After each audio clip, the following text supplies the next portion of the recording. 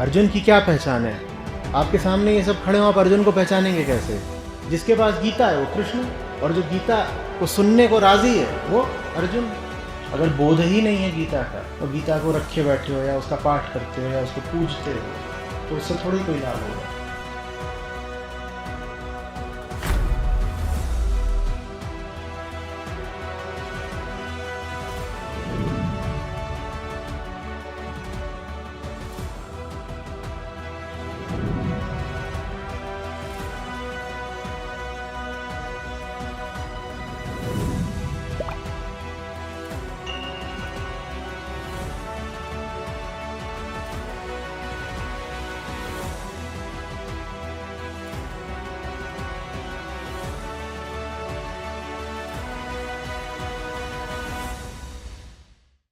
श्रीमद् भगवद गीता द्वितीय अध्याय सांख्य योग प्रथम श्लोक। संजय कहते हैं कि श्री कृष्ण ने उस प्रकार भाव से आविष्ट और अश्रुपूरित नेत्रों वाले दुखी अर्जुन से कहा,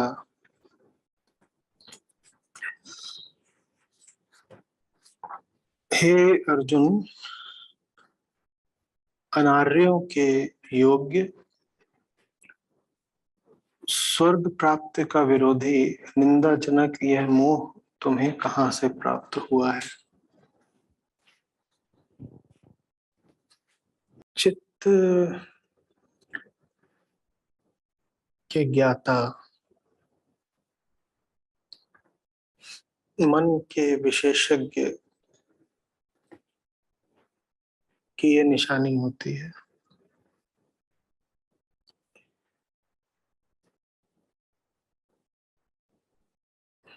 बहुत पैनी दृष्टि होती है और बहुत द्रुत गति से वो सामने जो भी बैठा है, शिष्य, रोगी, प्रार्थी, उसकी वास्तविक दशा को पकड़ लेता है।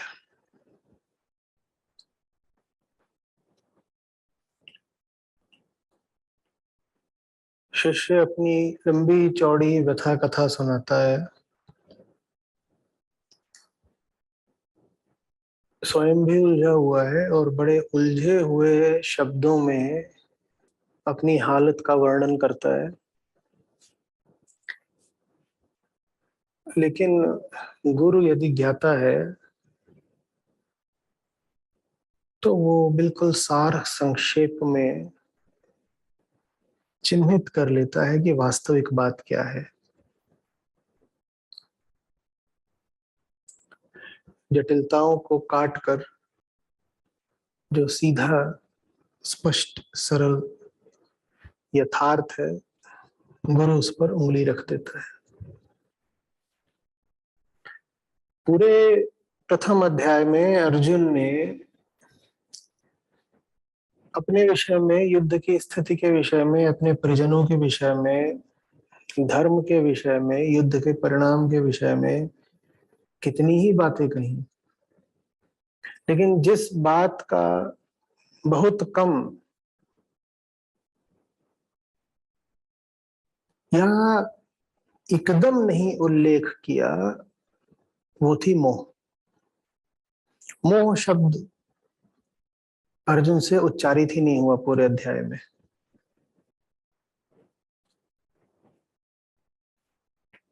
सब इधर उधर की बातें करते रहे। कभी कह दिया कि हम चूंकि श्रेष्ठ हैं धृतराष्ट्र के पुत्रों से, इसलिए हमें युद्ध नहीं करना चाहिए। कभी कह दिया कि युद्ध हो गया तो स्त्रियां भ्रष्ट हो जाएंगी, वर्ण संकर पैदा हो जाएंगे, फिर पितरों का क्या होगा।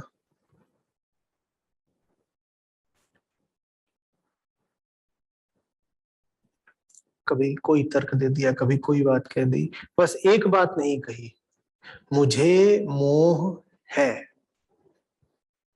ये बात अर्जुन ने नहीं कही, यही बात असली है, इसीलिए यही बात अर्जुन को छुपानी थी।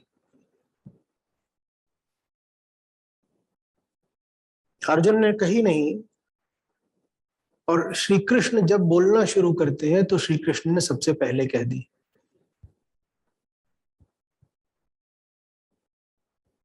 अर्जुन जो भी तर्क दे रहे थे, आप पाएंगे कि कृष्ण उनका खंडन करते ही नहीं है। कृष्ण सीधे पते की बात करते हैं। वृत्ति से ग्रस्त व्यक्ति 100 तरह के घुमावदार तर्क देता है, उलझाऊ बातें करता है, उसकी उन बातों में कुछ रखा नहीं है। वो व्यक्ति स्वयं भी उन बातों में बहुत विश्वास नहीं रखता है। वो बातें तो वो सामने बस इसलिए रख रहा है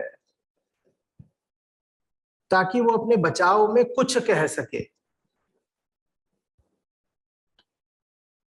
ध्यान दीजिएगा, उन तर्कों में स्वयं भी उसका कोई गहरा विश्वास नहीं है। आप अर्जुन से पूछें, अर्जुन ये वर्ण संकर वाली बात में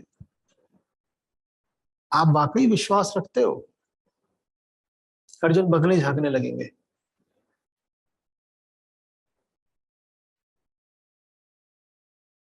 एक तर्क गढ़ा गया है, कहने को कुछ चाहिए, अपनी सुरक्षा के लिए कुछ तो कवच खड़ा करना है, तो कोई ऊटपटांग बात ही सही कहनी तो है। कृष्ण भली बातें जानते हैं कि ये सब बातें बिना सार की होती हैं, इनमें कोई दम नहीं, इनसे क्या उलझें, इन बातों का क्या जवाब दें। कोई कम गहरा व्यक्ति होता, कोई थोड़ा हल्का गुरु होता, तो वो अर्जुन के तर्कों को काटना शुरू कर देता। कृष्ण बहुत गहरे हैं। कृष्ण झूठे तर्कों में, उथली बातों में उलझते ही नहीं। उन्होंने सीधे केंद्र पर उंगली रख दी, बोले अर्जुन तुम मोहग्रस्त हो, क्या बहकी बहकी बातें कर रहे हो।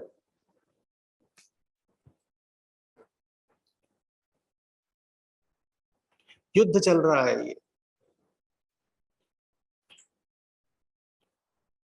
कृष्ण बिना केंद्र के होते हैं, इसीलिए परम सत्ता को सर्वव्यापक कहा जाता है। वो किसी एक जगह नहीं होती, उसका कोई केंद्र नहीं होता, वो सर्वत्र होती है। तो इसीलिए जब कृष्ण को परास्त करना चाहते हैं अर्जुन, तो उन्हें हर दिशा में अपने छितराए हुए बाण मारने पड़ते हैं। कभी कुछ कहना पड़ता है, कभी कुछ कहना पड़ता है, कभी कुछ कहना पड़ता है, क्योंकि कृष्ण किसी एक जगह नहीं है ना। एक जगह होते तो उसी दिशा में बाण मार दिया होता और अपनी बात सध जाती, अपना प्रयोजन सिद्ध हो जाता। कृष्ण किसी एक जगह है नहीं, तो अर्जुन को 100 तरह की बातें करनी पड़ती है, 100 दिशाओं में बाण मारने पड़ते हैं। लेकिन अर्जुन सर्वव्यापी नहीं है। अर्जुन तो एक बिंदु से संचालित हो रहे हैं। जो एक बिंदु से संचालित होता है उसी को तो अहंकार बोलते हैं ना।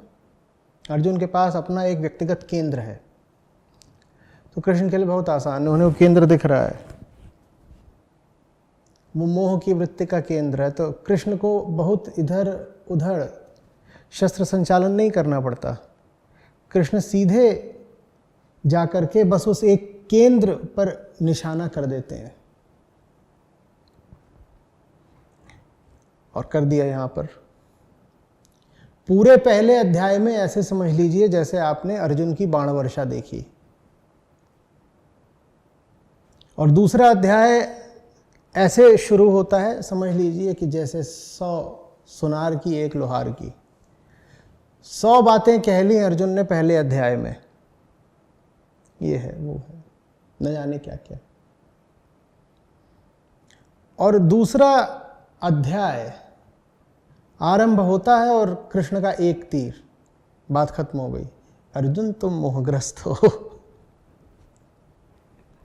अर्जुन तुम मोहग्रस्त हो। वास्तव में सरल व्यक्ति के लिए जटिलता कहीं होती ही नहीं। जटिलता सिर्फ जटिल मना के लिए होती है। जितना जटिल है उसकी दुनिया उसके लिए उतनी ही जटिल रहेगी। आप आ करके अपनी बड़ी लंबी चौड़ी उपन्यास सरीखी कहानी सुना देते हैं, पर सुनने वाले के पास यदि साफ कान है तो वो जान जाता है कि इस पूरी कहानी का सार क्या है, लब्बो लुबाब क्या है। और जो सार होता है उसमें कोई विशेषता नहीं होती। किसी को काम ने पकड़ रखा है, किसी को क्रोध ने, किसी को मोह ने, किसी को मद ने, किसी को भय ने, बस यही। क्योंकि इसके अलावा और कुछ होता ही नहीं है किसी भी व्यक्ति के जीवन में। हाँ, ऊपर ऊपर से देखो तो कहानियां सबकी बड़ी अलग अलग दिखाई देती हैं। और आप किसी से भी कहिए कि अपनी कहानी सुनाओ जरा, वो कम से कम 2 घंटा सुनाएगा।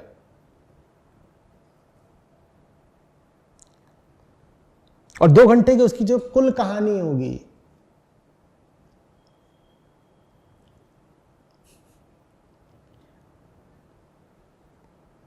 वो एक शब्द में समेटी जा सकती है। वो एक शब्द कुछ भी हो सकता है। भय, अज्ञान, मोह,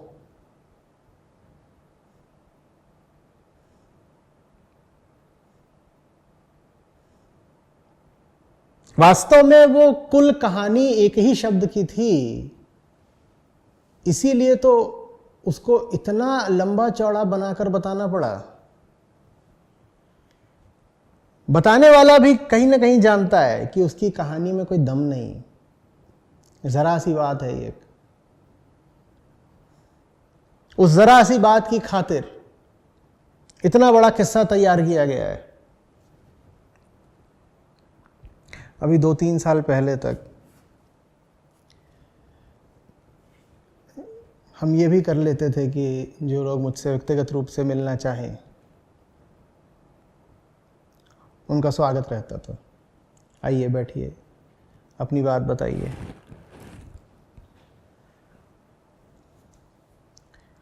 फिर वो चीज़ रोकनी पड़ी। अब रोके हुए लगभग 3 वर्ष हो गए हैं। उसकी वजह थी, पहली बात तो बहुत ज़्यादा लोग थे जो आतुर थे मिलने के लिए। दूसरी बात, उसका समय निर्धारित किया गया था 1 घंटे का। याद है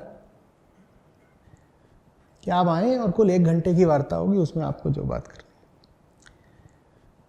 जो भी सज्जन या देवियां मिलने के लिए आए, 1 घंटे में बात निपटाना तो दूर कि कुल बातचीत ही निपट गई 1 घंटे में, 2 घंटे तक तो वो पूरा विस्तार से अपनी ही ओर से विवरण देते रहते थे और बड़ी गंभीरता से।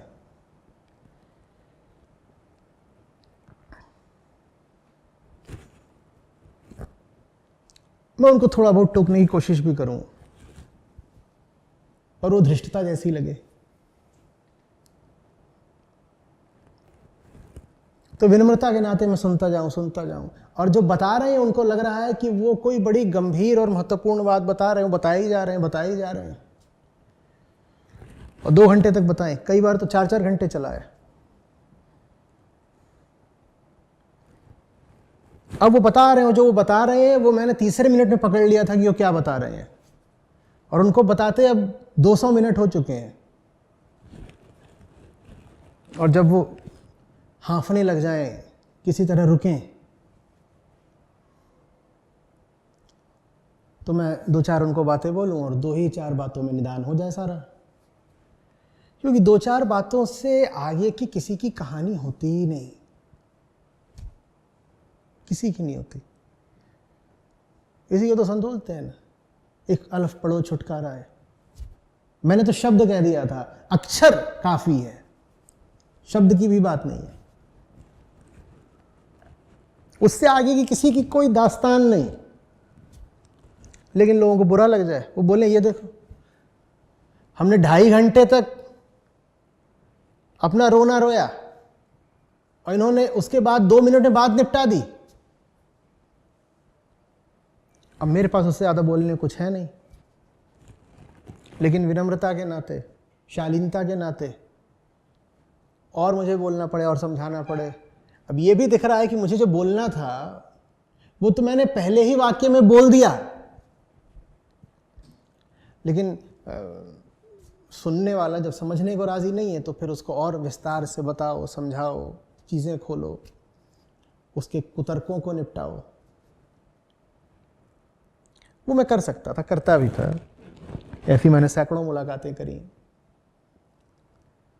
लेकिन फिर वक्त बहुत लग जाए।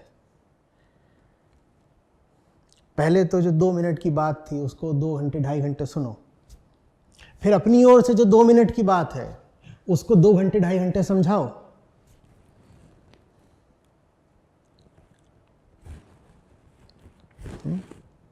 तो हमने कहा अब ये कार्यक्रम ही बंद किया जाए। कोई इसमें जादू नहीं होता, कुछ ऐसा नहीं है कि अरे आपने कैसे पकड़ लिया, ये बात तो बड़ी छुपी हुई थी, आप कैसे खोज लाए, कहां से खोद लाए। कोई जादू नहीं है। ये 2 ही 4 तो रोग हैं कुल मिलाकर के सारी दुनिया के। आपका रोग कुछ अलग थोड़े ही हो जाएगा। हर व्यक्ति को यही लगता है कि वो अनूठा है, अनूठा होता कोई नहीं। सबको यही लगता है कि उसका ही किस्सा कुछ अलग है, विचित्र है, विशेष है। कुछ नहीं होता किसी का अलग, विचित्र, विशेष। ठीक वैसे जैसे एक मिट्टी से सब उठे हैं, उसी तरीके से एक जैसे ही सबके किस्से हैं।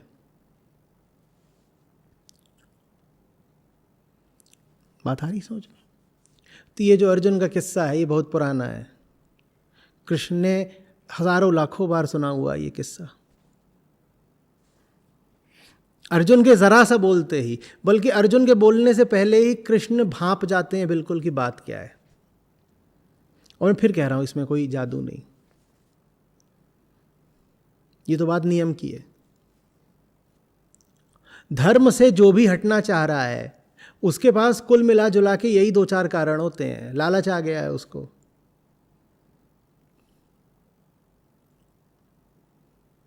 भ्रम छा गया है उसको, डर ने पकड़ लिया है, आसक्ति आ गई है। यही 2-4 बातें होती हैं। अब अर्जुन यहाँ पे धर्म से विलग हो रहे हैं तो यही 2-4 कुछ कारण होंगे। कृष्ण को क्षण भर लगा बात को पकड़ लेने में। अर्जुन चमत्कृत हो गए होंगे, कहेंगे अरे बाप रे, मेरा इतना गहरा रहस्य, इतना खुफिया राज इन्होंने इतनी जल्दी कैसे पकड़ लिया। क्योंकि आपकी बातचीत में कुछ भी गहरा या रहस्यात्मक गुप्त है ही नहीं। आपकी बात उतनी ही सार्वजनिक है जैसे सूरज की किरणें, जैसे हवा का बहना। आपको हवा लगती है, आप कहते हैं वाह बड़ी अच्छी हवा चली, ठंडी ठंडी मुझे हवा लगी। अरे वो सबको लग रही है, वो बात सार्वजनिक है, आपके अपने अनुभव में आ रही है। इसका मतलब ये नहीं है कि सिर्फ आप ही के अनुभव में आ रही है। वो घर घर का किस्सा है, वो हर मन की कहानी है। हम सब एक हैं वृत्ति के तल पर, और हम सब कुछ नहीं हैं आत्मा के तल पर, और हम सब विविध हैं, अनेक हैं, अनंत हैं मन के तल पर।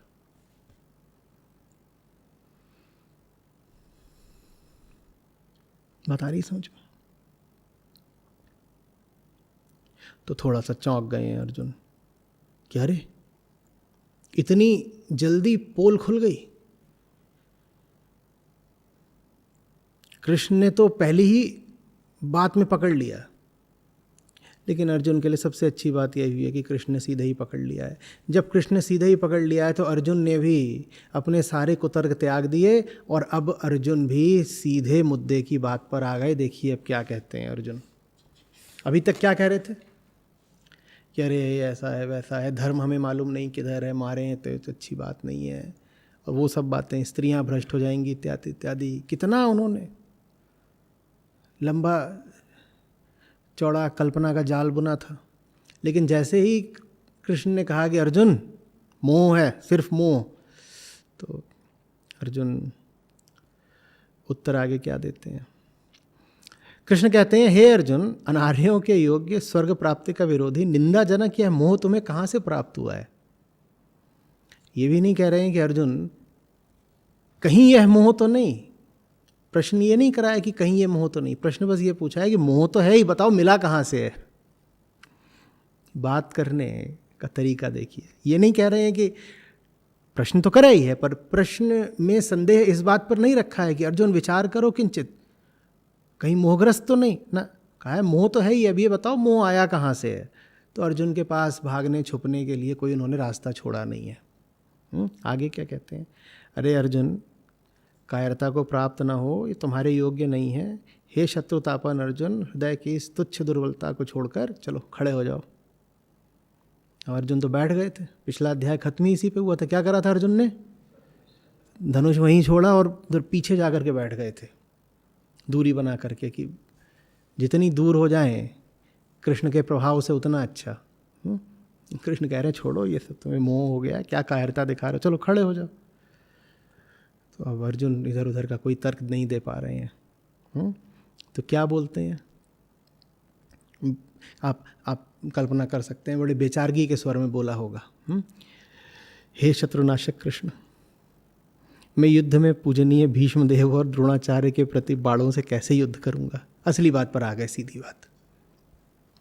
कैसे कैसे करूंगा बताइए? जो असली बात है वो ये है, मैं कल्पना ही नहीं कर पा रहा हूं कि इन लोगों को छोड़ूंगा कैसे। यही तो सब कुछ है। एक ने मुझे शरीर दिया है, एक ने मुझे मन दिया है, एक पिता है, एक गुरु है, इनको मार कैसे दूंगा? देखिए, अर्जुन की जो स्थिति है वो हर जीव की स्थिति है। प्रकृति आपको शरीर देकर भेजती है, प्रकृति शरीर देकर भेजती है, और जिसने शरीर दिया है उसके प्रति कुछ तो निष्ठा व्यक्ति में आई जाती है। उससे कुछ मिला है, और जो चीज़ मिली है बड़ी प्रकट है, बड़ी स्थूल है, उसे छू के देख सकते हो, ये मिली है।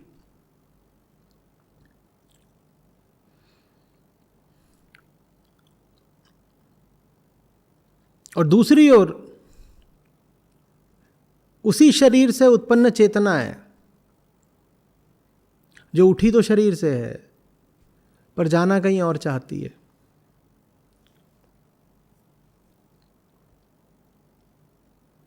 अब कौन सा धर्म निभाएं?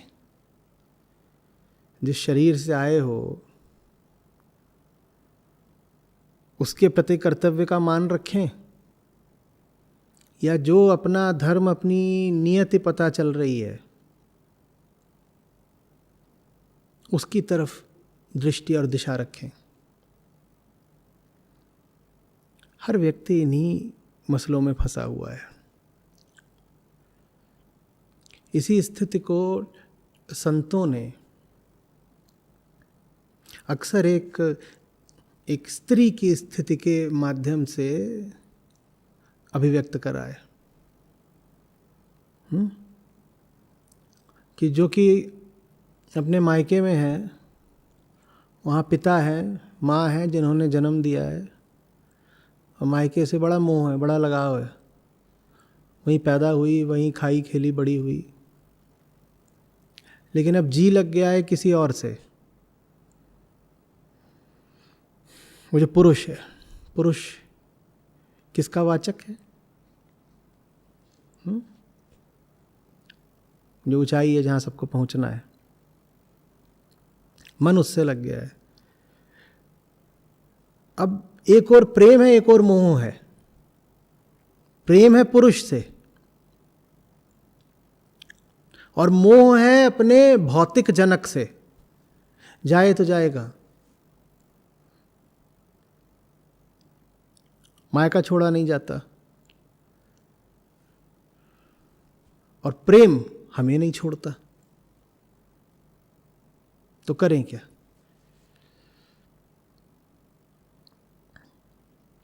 तो हम सब जो हैं उसी स्त्री की भांति हैं, अर्जुन भी उसी स्त्री की भांति हैं। यहाँ पर मायके के प्रतिनिधि कौन है? भीष्म, द्रोण,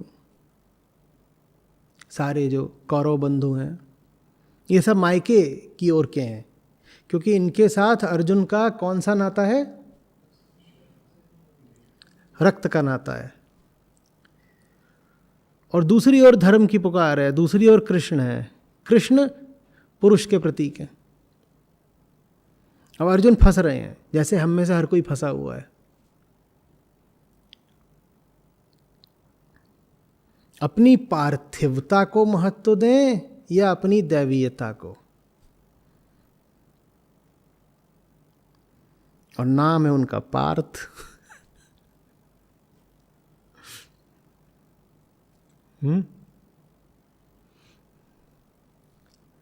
समझ में आ रही है बात?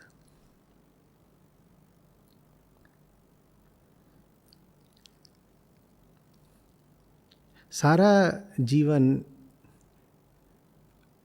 इन्हीं दो ताकतों के आपसी संघर्ष की कहानी होता है।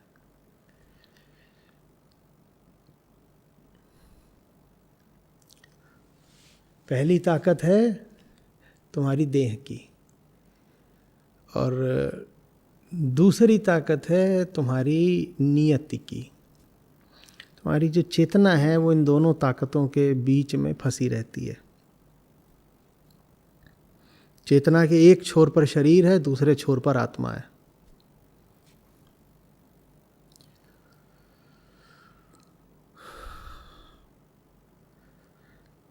दोनों ही छोरों पर शांति है। पूरी तरह आप शरीर हो जाओ तो शांत हो जाते हो। जैसे मिट्टी शांत होती है। मिट्टी को कभी तड़पते देखा है? मिट्टी को कभी व्यथित देखा है?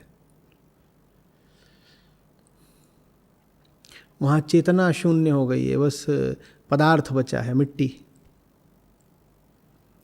वो यहाँ भी शांति है, पर वो मृत्यु की शांति है। जैसे जब शरीर राख हो जाता है, राख शांत होती है ना।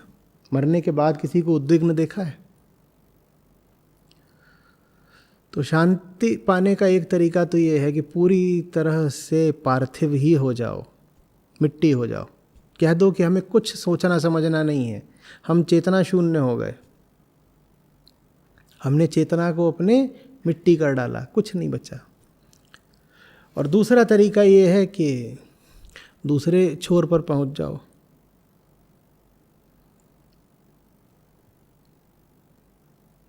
अहम शून्य हो जाओ,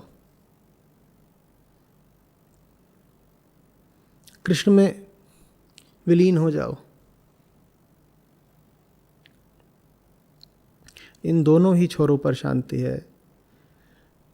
जो मिट्टी हो जाने वाला छोर है वो हमें आकर्षक तो लगता है, पर हमें उपलब्ध नहीं है। मिट्टी वाला छोर आकर्षक भी है, आसान भी, पर मिलेगा नहीं, क्योंकि ये आपकी व्यवस्था है कि आप कितना भी चाहें आप चेतना शून्य हो नहीं सकते। प्रयास करके देख लीजिएगा।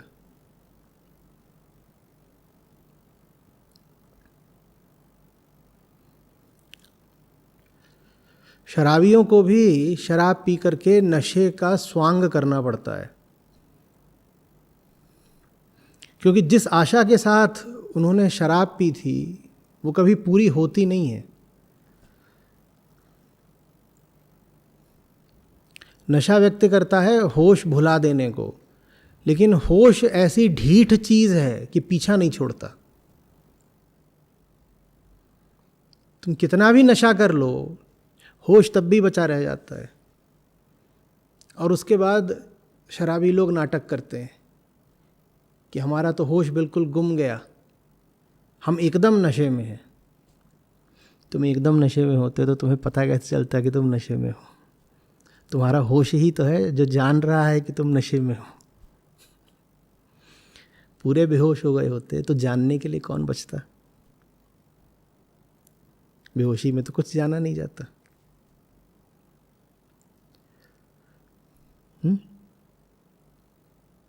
लोग नशा करते हैं, लोग कई अन्य तरह के साधन करते हैं, कुछ लोग आत्महत्या कर लेते हैं।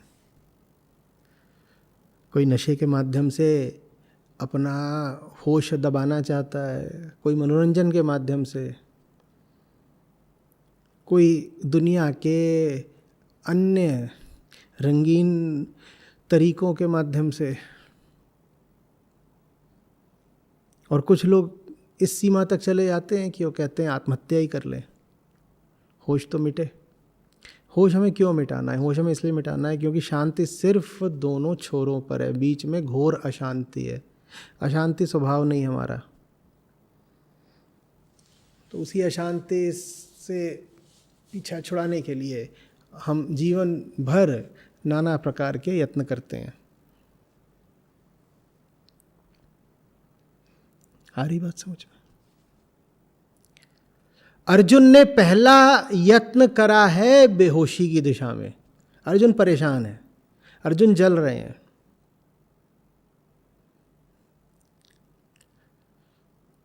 अर्जुन ने अपनी दशा का जो विवरण दिया है, देखा है ना कैसा है? दया सी आ जाए। इतना बलिष्ठ योद्धा, और क्या कह रहा है? पूरा शरीर कांप रहा है, रोए खड़े हो रहे हैं, इंद्रियां दुर्बल हो रही हैं, कुछ दिखाई सुनाई नहीं दे रहा ठीक से, कुछ समझ में नहीं आ रहा, धनुष हाथ से छूट रहा है, शंख नहीं फूंका जा रहा।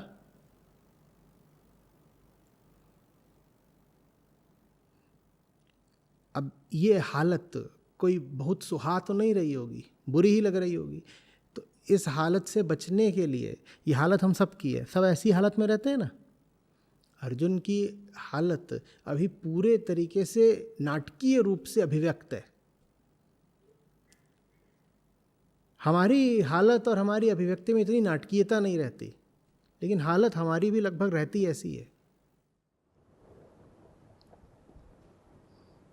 तो अपनी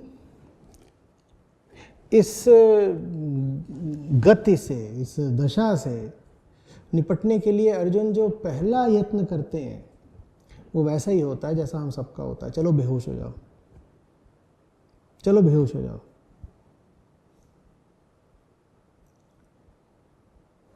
और बेहोशी के लिए क्या कर रहे हैं? इधर उधर की बातें करते हैं, झूठ बोलते हैं। अभी भी बोला है, आगे भी बोलेंगे। इसीलिए 2-3 अवसरों पर गीता में कृष्ण को उन्हें डांटना पड़ता है। कृष्ण उन्हें पाखंडी तक बोल देते हैं, क्योंकि अर्जुन वही कर रहे हैं जो हम सबकी प्रकृति है। फंस गए हो तो बाहर निकलने का जो सबसे सस्ता और आसान तरीका दिख रहा है वो पकड़ लो। सबसे आसान तरीका क्या है? पलायन। पलायन माने क्या होता है? पलायन माने यही होता है, चेतना को मिट्टी कर दो, अपना सोचना समझना सब व्यर्थ कर दो, धर्म से जितनी दूर जा सकते हो भाग जाओ। ये हर व्यक्ति को पहला विकल्प दिखाई देता है किसी भी किंग कर्तव्य मूढ़ता की दशा में। आप जब भी अपने आप को कहीं फंसा पाएंगे, कोई धर्म संकट होगा, देखिएगा कि जो पहली चीज आपको आकर्षित करेगी वो यही है, पलायन। और पलायन हमेशा धर्म विरुद्ध होता है। धर्म के विरुद्ध ही पलायन किया जाता है। पलायन का अर्थ ही यही है। पलायन माने भागना। किस दिशा में भागना? धर्म के विरुद्ध भागना, उसी को पलायन कहते हैं।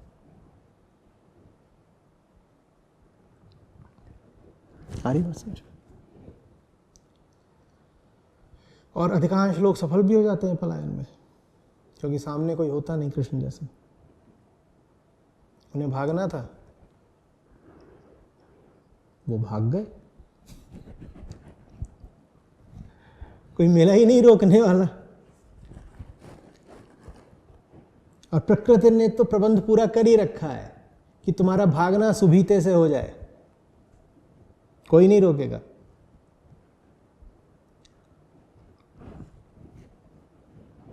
दरवाजा है, कुंडी खोलनी है, भाग जाना है, कौन रोकने वाला है।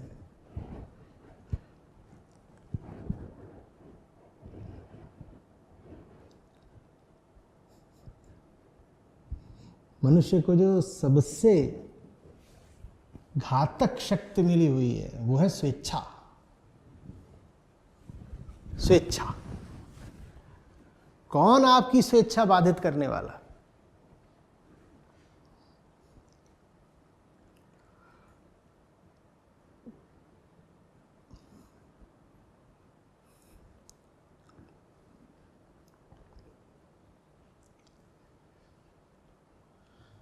इसीलिए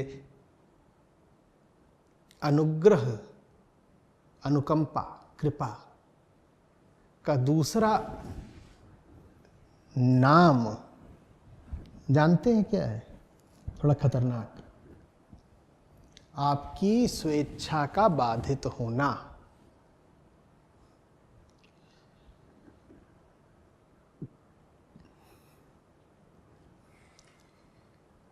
इच्छा पूर्ति का न हो पाना ही अनुकंपा है।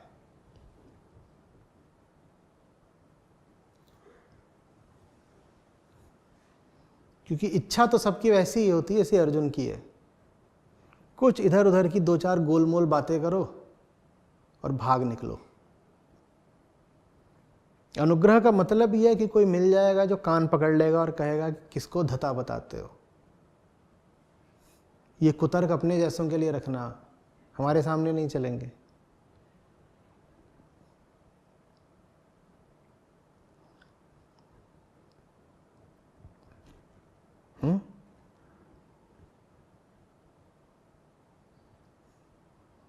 अनुकंपा के लिए आप शब्द कह सकते हैं अनिच्छा। वो आपकी इच्छा विरुद्ध होती है।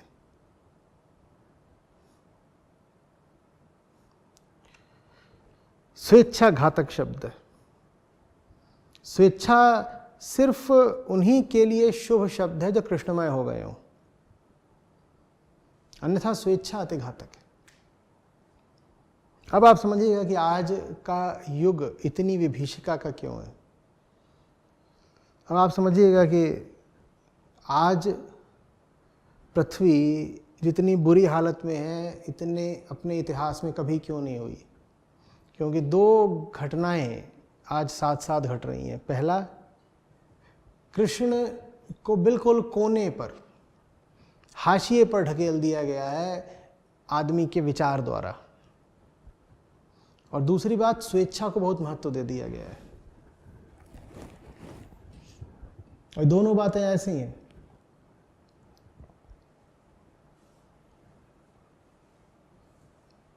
जैसे कोढ़ में खाज,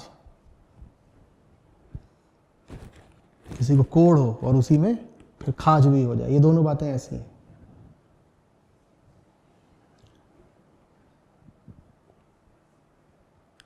आ रही बात समझ में?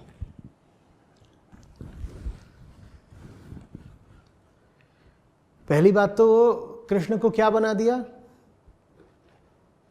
कोई ऐतिहासिक चरित्र, और ऐतिहासिक चरित्र बना करके 100 तरीके के चरित्र दोष भी निकाल दिए। उनको सत्य के प्रतीक से नीचे उतार कर एक ऐतिहासिक व्यक्तित्व बना दिया। और ऐतिहासिक व्यक्तित्व तो कोई भी हो, उसमें 100 तरह की खोट होंगी ही। और जहां खोट मिल गई बताने के लिए, वहां कह दिया अरे इनमें तो खोट है, इनकी क्यों सुने, इनकी गीता का क्या अनुगमन करना। तो किसका अनुगमन करना? स्वेच्छा का। ये दोनों चीजें साथ साथ हुई। स्वेच्छा तो पहले से ही तैयार बैठी थी कृष्ण विरुद्ध जाने को। अब उसके लिए सब कुछ बहुत आसान कर दिया गया है।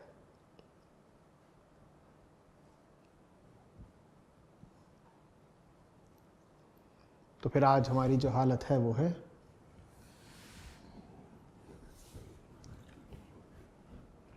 अप्रैल का महीना चल रहा है, ऐसे ही थोड़ा तापमान इतनी ऊंचाइयां पकड़े हुए,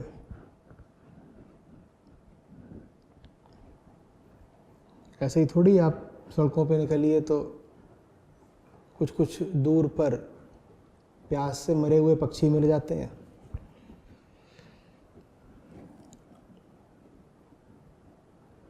तापमान इतना ज़्यादा है, पीने को पानी नहीं, ऊपर से पेड़ सारे काट दिए, ऊपर से कंक्रीट के जंगल खड़े कर दिए जिनसे तापमान और ज़्यादा बढ़ जाता है। मैं वीडियो देख रहा था, दिखा रहे हैं कि हर 500-700 मीटर पर एक मरा हुआ पक्षी मिल रहा है।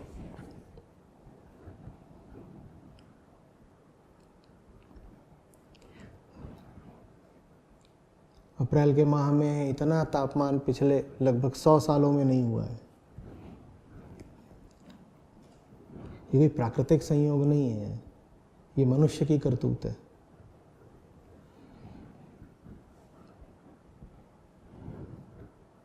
स्वेच्छा जितनी बढ़ेगी पेड़ उतने घटेंगे, स्वेच्छा जितनी बढ़ेगी पशुओं की पक्षियों की प्रजातियां उतनी घटेंगी, स्वेच्छा जितनी बढ़ेगी मांसाहार उतना ज़्यादा बढ़ेगा, और स्वेच्छा जितनी बढ़ेगी मनुष्य की दुर्दशा उतनी गहराएगी।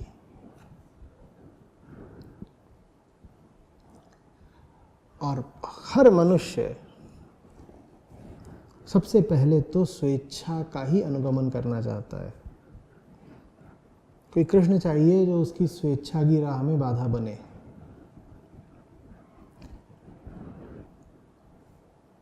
और कृष्ण उपलब्ध है।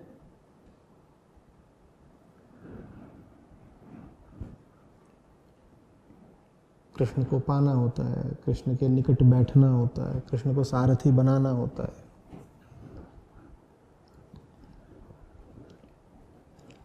नहीं तो निकट होकर के भी बहुत दूर है। हम कह रहे थे कि हाँ इतनी लंबी चौड़ी बात चलेगी घंटों तक, और थोड़ी ही दूरी पर सब खड़े हुए हैं।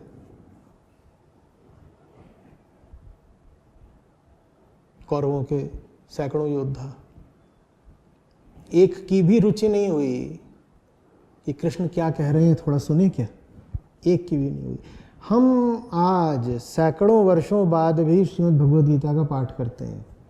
सोचिए वो कैसे अभागे रहे होंगे और वो कैसे जादुई पाश में रहे होंगे कि जिनके ठीक सामने गीता बरस रही होगी और वो अभागे दूर खड़े रहे।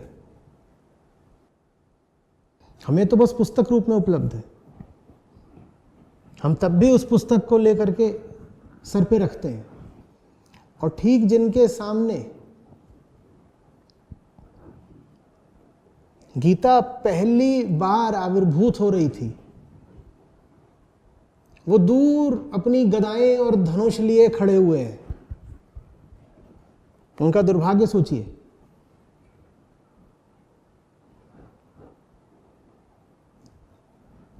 कृष्ण उपलब्ध रहते हैं, हम दूर रहते हैं।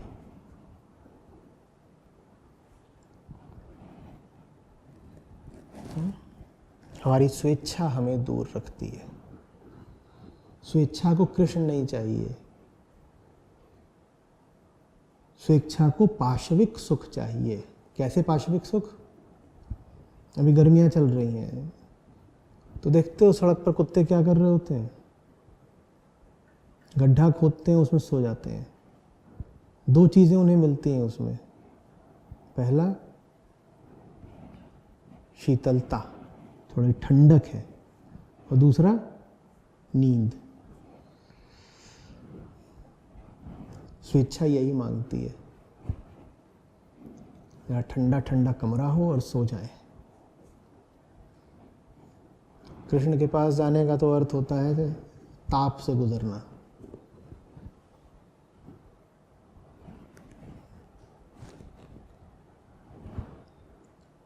शरीर में लोहा खाना, स्वेच्छा ही क्यों चाहेगी? हमारी वृत्ति क्या हमसे करवाना चाहती है, ये समझना हो तो पशुओं को देख लिया करिए, क्योंकि हम में और पशुओं में वही चीज साझी है, जीव वृत्ति। हमारी वृत्ति हमसे ठीक वही करवाना चाहती है जैसा जीवन पशु जीते हैं, उसी की तरफ धकेलती रहती है वृत्ति में। हाँ, सभ्यता और संस्कृति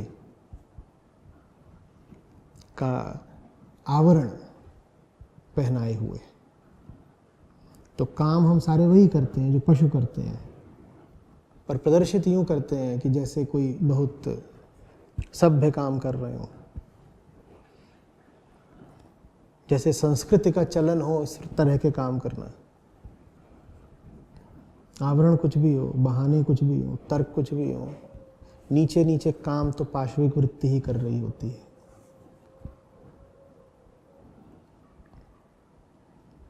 हरी बात समझ में।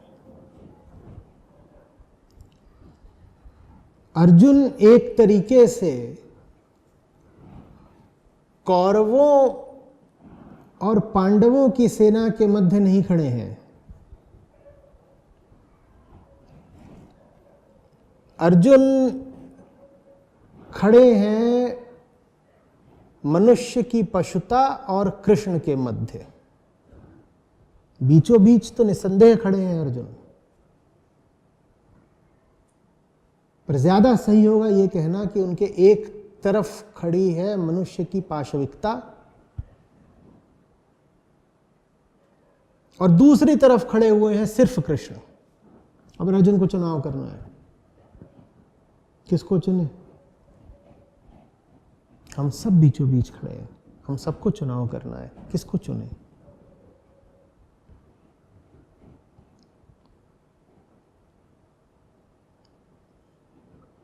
बात आ रही है समझ में?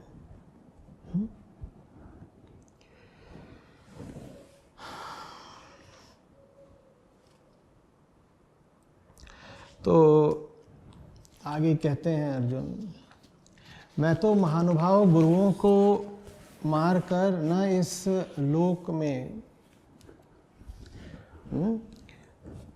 भिक्षान भोजन करना बल्कि कल्याणकर मानता हूँ,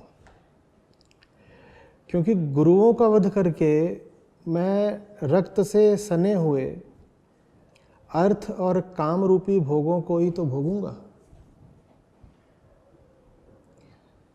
कह रहे हैं गुरुओं को मारने की अपेक्षा भिक्षाटन करना श्रेष्ठ समझते हैं, क्योंकि गुरुओं को अगर मारेंगे भी तो जो सुख भोगेंगे वो रक्तिम होगा,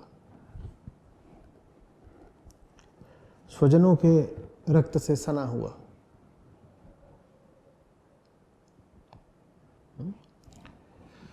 फिर आगे कहा, तर्क पर विचार करिएगा, फिर हम ये भी तो नहीं जानते हैं कि हम लोगों के लिए श्रेयस्कर क्या है। हम माने न मैं जानता हूं ना आप जानते, फिर हम ये भी तो नहीं जानते हैं कि हम लोगों के लिए श्रेयस्कर क्या है।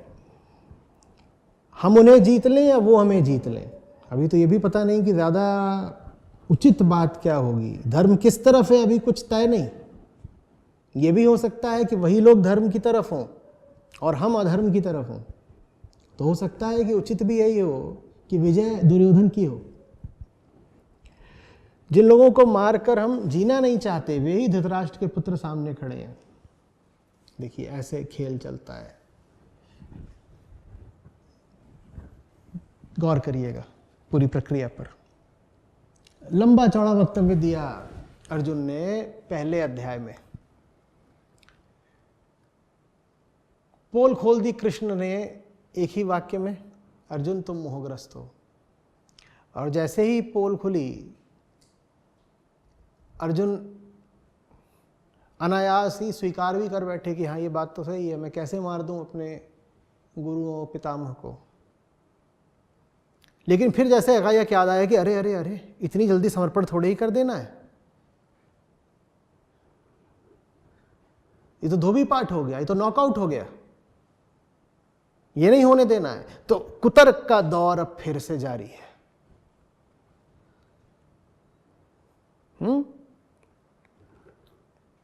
अर्जुन वापस वहीं आ गए जहां पहले अध्याय में थे,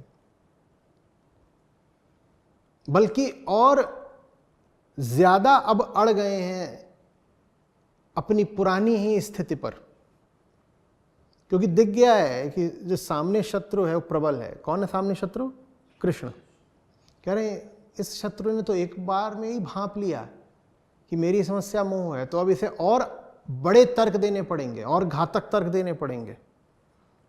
तो इस बार देखिए क्या तर्क दिया है। बोल रहे हैं मैं कैसे लड़ लूं, मुझे तो यही नहीं पता कि अधर्मी हम हैं या वो हैं, और हम में कृष्ण को भी शामिल कर लिया। क्या पता कृष्ण आप ही अधर्मी हो, मैं लड़ाई कैसे कर लूं? क्योंकि मैंने तो यही सुना है कि गुरुओं, स्वजनों, वरिष्ठों, पितामह हैं,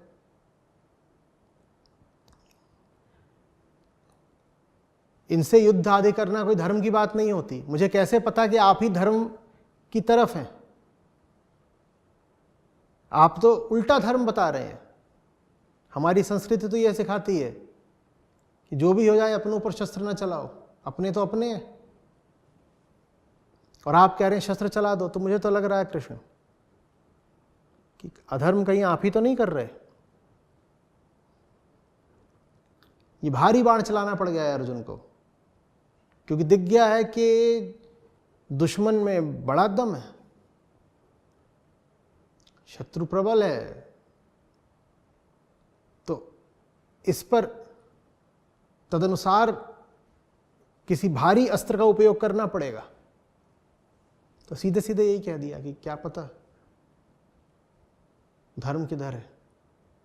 मैं आपको ये कहने की भी सहूलियत नहीं दूंगा कि अर्जुन धर्म और अधर्म की लड़ाई में देखो तुम अधर्म की ओर जा रहे हो, क्योंकि आप अगर ये कह लेते हैं तो आपका पलड़ा भारी हो जाता है। मैं क्यों आपको ये सुविधा दूं? तो मैं कह ही देता हूं मुझे क्या पता धर्म किधर है। मैं आपसे दूर जा रहा हूं, मैं धर्म से दूर थोड़ी जा रहा हूं। मैं आपकी बात काट रहा हूं, मैं धर्म को थोड़ी काट रहा हूं। क्या पता धर्म दुर्योधन की तरफ हो तो? अरे ये इतने जो सामने महानुभाव खड़े हुए हैं, ये सब विधर्मी हैं क्या? पूरी दुनिया विधर्मी है, बस एक कृष्ण आप ही धर्म जानते हैं। ये सब सुने सुनाए तर्क लग रहे हैं कि नहीं लग रहे हैं? पैंतरा समझिए। क्यों मैं कृष्ण को अनुमति दे दूं मुझ पर आरोप लगाने की कि धर्म और अधर्म के संघर्ष में देखो अर्जुन तुम अधर्म की ओर जा रहे हो? इससे पहले कि कृष्ण कुछ ऐसा कहें, मैं घोषित किए देता हूं कि मैं जानता ही नहीं कि धर्म किधर है, अधर्म किधर है। मैं क्यों कृष्ण को धर्म पर स्वामित्व घोषित करने दूं? मैं क्यों स्वीकार कर लूं कि धर्म पर कृष्ण का एकाधिकार है? तो मैं उस बात को जरा संदेह के घेरे में ले आ देता हूं कि क्या पता धर्म किधर है। हो सकता है धर्म उधर हो, कौरव की तरफ। अब अगर कृष्ण बोलेंगे भी कि अर्जुन तुम गलत कर रहे हो, अर्जुन तुम बात नहीं मान रहे, तो मैं क्या कह पाऊंगा? मैं कहूंगा मैं आपकी बात नहीं मान रहा, लेकिन इसका मतलब ये नहीं है कि मैं धर्म की बात नहीं मान रहा। धर्म किधर है ना आपको पता है ना मुझे पता है। और देखिए कोई व्यक्ति तो पूजनीय होता नहीं, पूजनीय तो धर्म होता है। मैं आपकी बात काट रहा हूं, मैं धर्म को थोड़ी ही काट रहा हूं। व्यक्तियों में क्या है? व्यक्ति तो सब मिट्टी के पुतले होते हैं।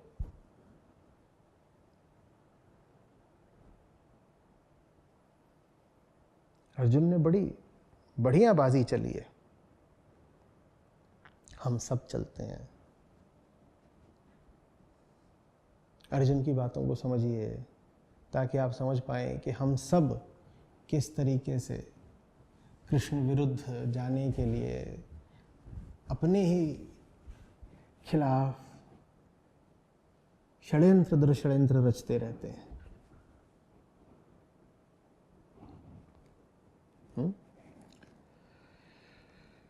जिन लोगों को मारकर हम जीना नहीं चाहते वे ही धृतराष्ट्र के पुत्र सामने खड़े हैं। कितना प्रेम छल छला रहा है।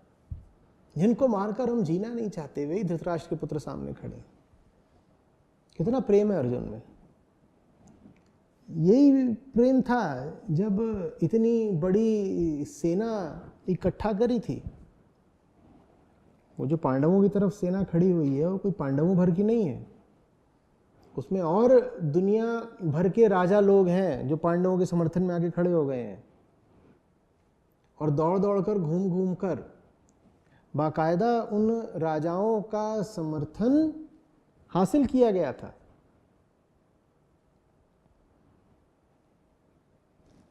वो एक गठबंधन है, एक कोलिशन है, आसानी से नहीं बन जाता। राजाओं के पास गए होंगे, उनकी मांगे मानी होंगी, समझाया होगा, बुझाया होगा। ये राजा लोग भी अपना समय निकालकर, अपने संसाधन जुटाकर और अपनी जान खतरे में डालकर ऐसे ही थोड़ी मैदान में आ गए होंगे पांडवों के पक्ष में। तब अर्जुन को याद नहीं था कि धृतराष्ट्र के पुत्र तो हमें जान से ज्यादा प्यारे हैं। तब तो वहां जाकर कहा हुआ कि दुर्योधन महापतित महापापी है। और अभी कृष्ण से क्या कह रहे हैं? अरे दुर्योधन जैसों को मारकर तो मैं जीना भी नहीं चाहता। मेरा हृदय है दुर्योधन। अधर्म की रक्षा के लिए हम कोई भी तर्क गढ़ सकते हैं। अभी इस क्षण अर्जुन ऐसी स्थिति उत्पन्न कर रहे हैं कि देखिए कृष्ण, दुर्योधन इत्यादि तो मेरे जिगर के टुकड़े हैं। आप जरा दूर के हैं। आप मुझे क्यों भड़का रहे हैं? क्यों गृह युद्ध करवा रहे हैं?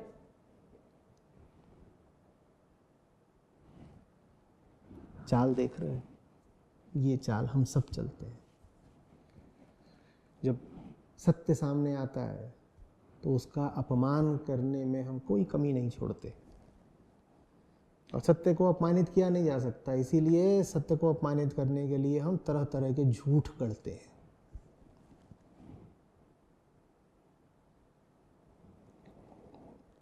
कितना हास्यास्पद है और कितना त्रासद। जिन कौरवों को मारकर हम जीना नहीं चाहते वो धृतराष्ट्र पुत्र हमारे सामने खड़े हुए हैं।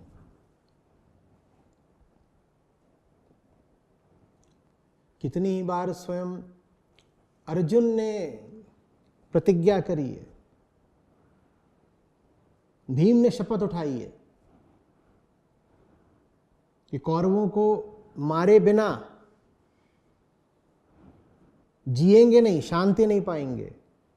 और अभी देखिए क्या कह रहे हैं कि अगर कौरव नहीं रहे तो हम भी जीना नहीं चाहेंगे।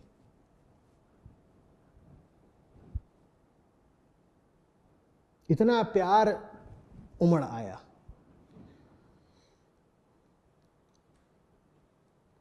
सच इतना खतरनाक होता है कि उससे बचने के लिए हम किसी भी तरीके की गंदगी से प्यार कर सकते हैं।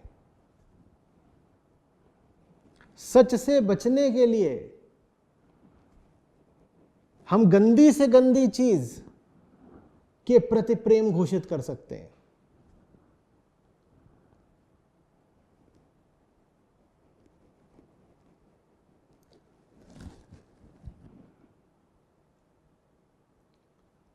दुर्योधन के प्रति प्रेम घोषित करना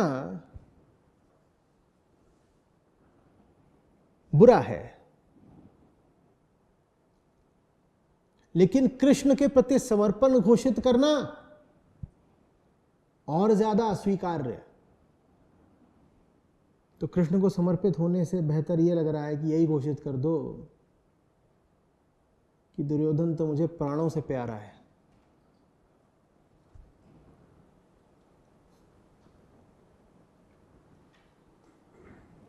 दुर्योधन चलेगा, सच नहीं चलेगा। या ऐसे कह दो, सच के अतिरिक्त कुछ भी चलेगा। कुछ भी चलेगा।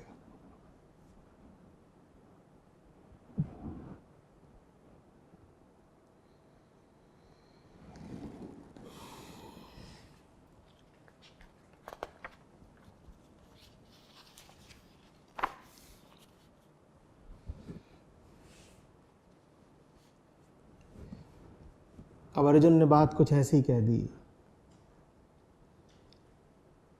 कि कृष्ण की ओर से कड़ी प्रतिक्रिया आनी आवश्यक है, और वो कड़ी प्रतिक्रिया तत्काल आई है, वो कृष्ण की भावभंगिमा से आई है।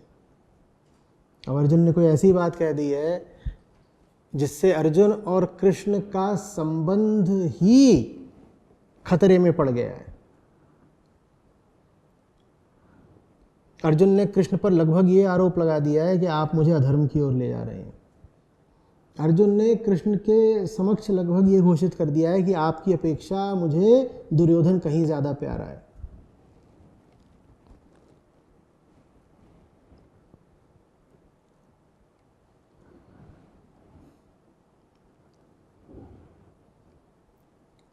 कृष्ण कोई हल्के योद्धा तो है नहीं। इस तरह का प्रहार उन पर होगा तो तत्काल प्रतिकार भी होगा, और प्रतिकार हुआ है, शाब्दिक रूप से नहीं, मौन रूप से।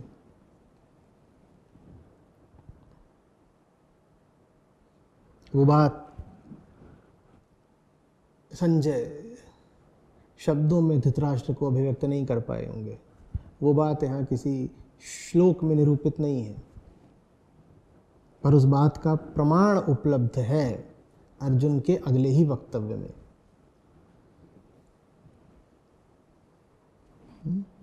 ये जो कुछ कह गए अर्जुन, उस पर कृष्ण का जो प्रतिसाद है वो अब अर्जुन की वाणी में इस प्रकार देखने को मिलता है। अज्ञान जनित कायरता के दोष से मेरा स्वभाव ढक गया है। एकदम पलट गए। धर्म के विषय में मेरा चित्त मोहित हो गया है। माफ कर दीजिए, आपका ये रुष्ट चेहरा मैं झेल नहीं पाऊंगा।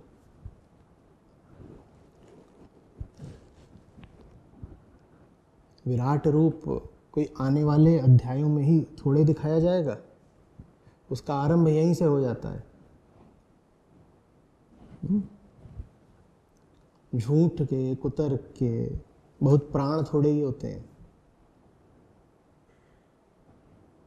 सच क्रुद्ध हो जाए और अपनी लाल लाल आंखें दिखाए, झूठ के पांव उखड़ जाते हैं तत्काल, और ये देखिए उखड़ रहे हैं। तो कहां तो अभी अभी कह रहे थे कि दुर्योधन मुझे जान से प्यारा है, और धर्म किधर अधर्म किधर, अभी तो ये निश्चित ही नहीं हुआ है, और तत्काल पलटना पड़ा। देखिए, क्षमा करिए, अज्ञान जनित कायरता के दोष से मेरा स्वभाव ढक गया है। मैं अज्ञानी हूं, मैं कायर हूं, मैं मान रहा हूं कृष्ण, क्षमा। धर्म के विषय में मेरा चित्त मोहित हो गया है। अरे मुझे कहाँ पता क्या धर्म क्या अधर्म, मुझे पता ही होता तो मैं थोड़ी बोल देता कि क्या पता धर्म कौरवों की तरफ हो। मैं तुमसे पूछता हूं, अब पूछने पर आ गए, अभी तक बता रहे थे। मैं तुमसे पूछता हूं, जो मेरे लिए कल्याणकर हो वह मुझे बताओ कृष्ण। मैं तुम्हारा शिष्य हूं, मैं बच्चा हूं, मुझे शरण में ले लो। मैं तुम्हारा शिष्य हूं, अपनी शरण में आए हुए मुझे उपदेश दो, मुझे बताओ।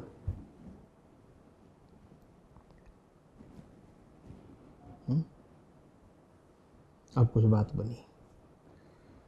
जब झूठ चरम पर पहुंच जाता है, वहीं अक्सर उसे टूटना पड़ता है। अर्जुन ने कुछ ऐसी बातें कह दी जो इतनी झूठ है कि अर्जुन को टूटना पड़ा।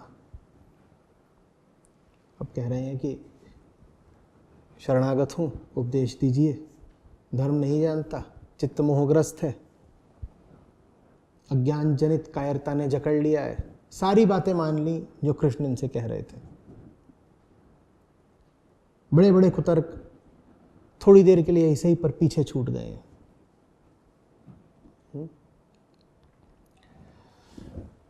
और फिर कह रहे हैं कि बहुत दुख में हूं,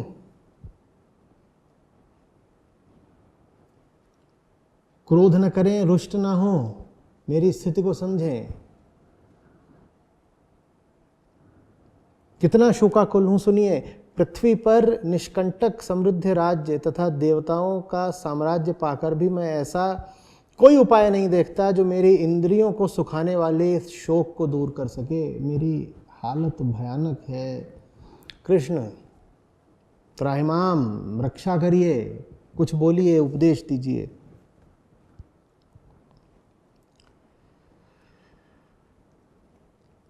और ये कहने के बाद संजय कह रहे हैं कि वो अर्जुन जो शत्रु को तापित कर पाते थे, गोविंद से ऐसा कहकर एकदम मौन हो गए। बोले युद्ध नहीं करूंगा, स्थिति नहीं युद्ध करने की। दुखी बहुत हूं, अपने ही हठ के कारण दुखी हूं, और चूंकि दुखी हूं इसीलिए हठ और पकड़ कर रखूंगा। ये हर शोकाकुल व्यक्ति की कहानी होती है। दुखी बहुत हूं, ठीक है, बिल्कुल सही बात है, दुख है, और अपने हठ के कारण ही दुखी हूं, और चूंकि बहुत दुखी हूं इसीलिए हठ को और पकड़ कर रखूंगा। हम जितने दुखी होते जाते हैं उतना ज्यादा हम उसी कारण को पकड़ते जाते हैं जिसने हमें दुखी किया। यही वजह है कि आनंद इतना विरल है, इतना अप्राप्य है, और दुख इतना सार्वजनिक। आनंद स्वभाव है, फिर भी इतना विरल क्यों, इतना अप्राप्य क्यों? और दुख तो झूठ है, फिर भी इतना व्यापक क्यों? क्योंकि दुख में यही विशेषता है। आप जितने दुखी होगे, आप दुख के कारण की ओर उतना ज़्यादा बढ़ोगे। हम सोचते हैं कि जब हम दुखी होते हैं तो फिर हम प्रतिक्रिया में सुख की ओर बढ़ते हैं। नहीं, ऐसा नहीं है। आप दुखी होते हो किसी कारण से, और जब आप दुखी हो तब वो कारण बना हुआ है। आप दुखी हुए हो क्योंकि आप दुख के कारण की ओर बढ़े। दुख के कारण की ओर क्यों बढ़े? दुख पाने के लिए नहीं, सुख पाने के लिए। आप थोड़े से दुखी थे, आप थोड़े से दुखी थे, और आपको कोई बिंदु दिख रहा था जहां आपको लग रहा था कि सुख मिलेगा, तो आप उसकी ओर बढ़े। जो बात आपको लग रही थी वो बिल्कुल उल्टी थी, आप उसकी ओर बढ़े तो आपको और क्या मिल गया? दुख। आपका दुख बढ़ गया। जब आप कम दुखी थे तो आप थोड़ी गति से उस कारण की ओर बढ़े थे, वो कारण जो वादा कर रहा था कि सुख देगा। जब उस कारण की ओर बढ़ के आप और दुखी हो गए तो आप कितनी गति से अब उस कारण की ओर बढ़ोगे? आप और ज्यादा गति से बढ़ोगे। और अब आप और दुखी हो जाओगे तो आप दुख देने वाले कारण की ओर और त्वरा से बढ़ोगे। दुखी व्यक्ति दुख का इलाज ठीक वहीं ढूंढता है जहां से दुख आया है। इसीलिए दुख लगभग अमर है।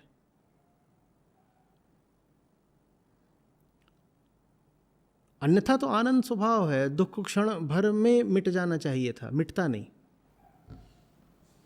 आप दुखी आदमी से उसका दुख छुड़वा कर दिखा दीजिए, वो नहीं छोड़ेगा। ये दुनिया के कठिनतम कामों में से एक है, दुखी आदमी से उसका दुख छुड़वाना। वो दुख को मुट्ठी भींच कर पकड़ता है।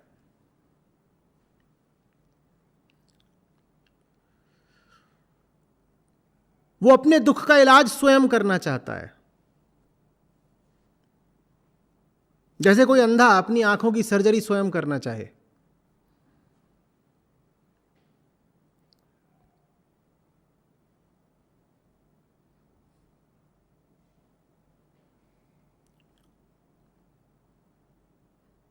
और दुख जितना बढ़ता जाता है उतना ज्यादा उसकी सोचने समझने की शक्ति घटती जाती है। वो और अंधे तरीके से और तेज गति के साथ दुखदायक बिंदु की ओर, स्रोत की ओर बढ़ता है।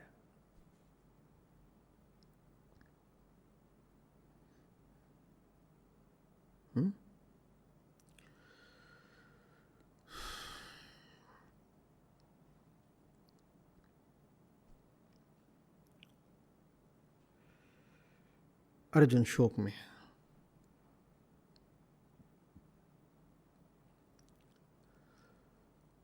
और जो उन्हें शोक से मुक्ति दिला सकते हैं वो अभी अर्जुन को बहुत भा नहीं रहे। उनकी बातों का अनुकरण करने को अर्जुन का मन सहज ही प्रस्तुत नहीं हो रहा। किसी का भी मन सत्य की तरफ सहज प्रस्तुत नहीं होता। तब चाहिए होता है अनुशासन। अनुशासन के अलावा अध्यात्म में कहा जा सकता है किसी भी बात का कोई महत्व है ही नहीं। मन का काम है सदैव गलत दिशा भागना, सत्य के विपरीत भागना। और अनुशासन का अर्थ है मन को बांध कर रखना, सही दिशा में उसे खींच खींच कर लाना। इसके अलावा अध्यात्म माने क्या? कुछ नहीं।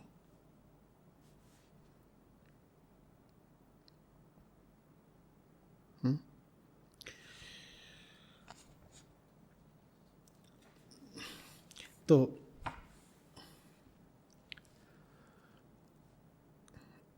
अर्जुन शोकाकुल होकर मौन हो गए हैं, बैठ गए हैं। मैं तो नहीं लड़ूंगा। थोड़ी देर पहले हमने कृष्ण की भावभंगिमा की बात करी थी और कहा था कि संजय उस विषय में कुछ कह नहीं रहे, पर एकदम स्पष्ट है कि कृष्ण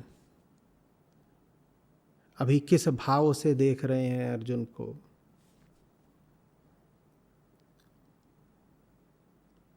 कि उनकी आंखें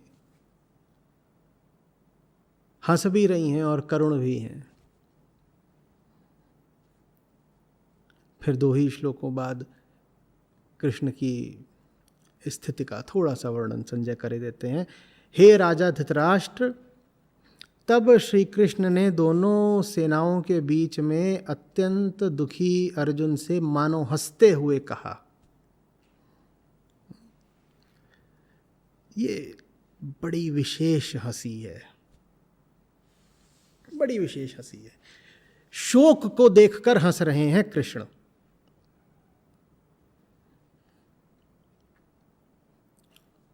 और शोक का निदान भी करेंगे, उपचार भी करेंगे। दया और करुणा में यही अंतर होता है। दया शोक को देखकर शोकाकुल हो जाती है, करुणा शोक को देखकर हंसती है। दया शोक का उपचार नहीं कर पाती, दया बस शोक को सह अनुभूत कर पाती है। तुम्हें शोक की अनुभूति हो रही है, उसी शोक की अनुभूति मुझे भी होने लग जाएगी। इसी को दया कहते हैं। उपचार कहीं नहीं हो गया इसमें। हाँ, तुम्हें जो बीमारी थी वो संक्रमण मुझे भी लग गया, सहानुभूति हो गई, सह अनुभूति। तुम्हें दुख की अनुभूति हो रही थी, मुझे भी होने लग गई। इससे उपचार किसका हुआ? न तुम्हारा, मेरा तो बिल्कुल ही नहीं। करुणा चीज दूसरी है। करुणा शोक को देखकर हंसती है, ठीक वैसे जैसे कृष्ण यहां अर्जुन को देखकर हंस दिए। और करुणा चूंकि शोक को देखकर हंसती है, इसीलिए वो फिर गीता प्रस्फुटित कर पाती है, फिर वो शोक का उपचार भी कर पाती है। मैं आपसे नहीं कह रहा हूं कि कोई दुखी हो, रो रहा हो, आप ठहाका मारने लगे उसके सामने।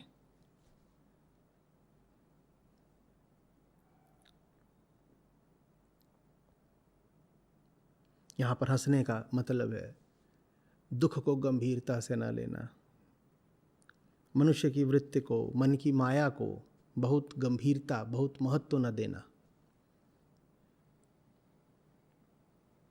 हाँ, तुम शोकाकुल हो, मुझे पता है, पर तुम्हारे शोक के पीछे अज्ञान मात्र है। मैं उसे गंभीरता से कैसे ले सकता हूं? तुम्हारा शोक वैसा ही है जैसे कोई छोटा बच्चा खंभे को देख करके डर जाए और रोने लगे कि राक्षस खड़ा है। क्या मैं अभी उस छोटे बच्चे के साथ रोना शुरू कर दूं? मैं कैसे रो सकता हूं? मैं तो जानता हूं ना कहीं कोई राक्षस नहीं है। तुम व्यर्थ ही शोकग्रस्त हो। तो कृष्ण हंस देते हैं। कृष्ण इस शोक का यथार्थ जानते हैं।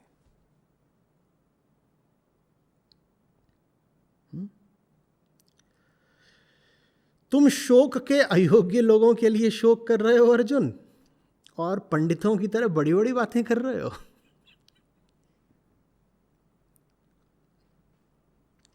तुम शोक के अयोग्य लोगों के लिए शोक कर रहे हो अर्जुन, और पंडितों जैसी बातें बता रहे हो। अरे अगर तुम ज्ञानी होते तो तुम जानते कि मृत और जीवित लोगों में से किसी के लिए भी शोक नहीं किया जाता। सबसे पहले तो ये समझो कि तुम अज्ञानी हो। बेकार प्रवचन इतना ना बताओ। देखो समझो, शोक में भी अहंकार होता है, दुख में भी गहरा अहंकार होता है। आप दुखी होते हो किसी कारण से, आपने इतना तो मान लिया ना कि आपने जो कारण पकड़ा है वो दुखी होने के लिए पर्याप्त है, कि आपके पास जो कारण है वो वैध है। आप अपना आत्मविश्वास देख रहे हैं।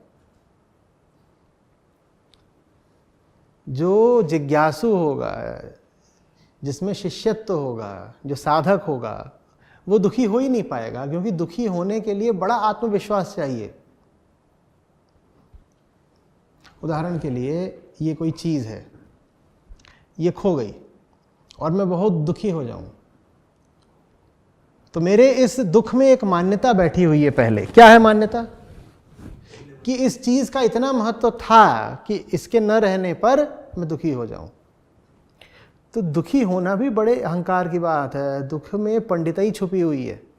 बड़े ज्ञानी हो, तुम्हें तो पता है कि फलानी घटना दुख की है। बड़े ज्ञानी हो, तुम्हें तो पता है फलानी घटना सुख की है। तुम्हें कैसे पता फलानी घटना सुख की है ही? तुम कैसे जानते हो कि फलानी स्थिति में तुम्हारे साथ कुछ बुरा हो गया? तुम्हें अच्छे बुरे का क्या ज्ञान है बताओ? तुम्हें ज्ञान कुछ नहीं, पर तुम मानते हो तुम्हें ज्ञान बहुत है। वही ज्ञान तुम्हें सुख दुख का झूला झुला रहा है। तो इसीलिए कृष्ण व्यंग करते हैं, कहते हैं क्या पंडित बने बैठे हो अर्जुन, इतने ज्ञानी हो तुम? अपने शोक को देखो। शोक के लिए तो बड़ा आत्मविश्वास चाहिए। तुम्हें इतना निश्चय आ कहां से गया? क्योंकि इतना निश्चित तो सिर्फ सत्य होता है, जो अटल है, जो नित्य है, जो परिवर्तनीय है। उस पर ही पूर्ण विश्वास किया जा सकता है। क्या वाकई तुम सत्य के संपर्क में हो अर्जुन, कि तुम्हें इतना विश्वास है? तुम्हारा शोक जितना प्रबल है, उतनी प्रबल तो सिर्फ सत्य के प्रति निष्ठा ही हो सकती है। तुम्हारे शोक में इतनी प्रबलता आ कहां से गई अर्जुन? ये तुम झूठा विश्वास कैसे पाल कर बैठ गए?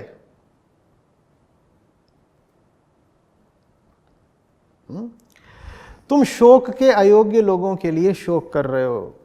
शोक के योग्य कोई भी नहीं। यहां पे कह रहे हैं शोक के अयोग्य लोगों के लिए शोक कर रहे हो।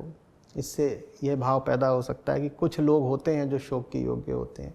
उस भाव का खंडन कृष्ण जरा सा आगे चलकर ही कर देते हैं। कहते हैं ज्ञानी लोग मृत और जीवित लोगों के लिए शोक नहीं करते। कोई नहीं है जिसके लिए शोक किया जाए। शोक का अधिकारी कोई नहीं। झूठ है नहीं, सत्य मरता नहीं। तुम शोक किसके लिए कर रहे हो? और शोक करने के लिए तो बड़ा समय, बड़ी ऊर्जा चाहिए।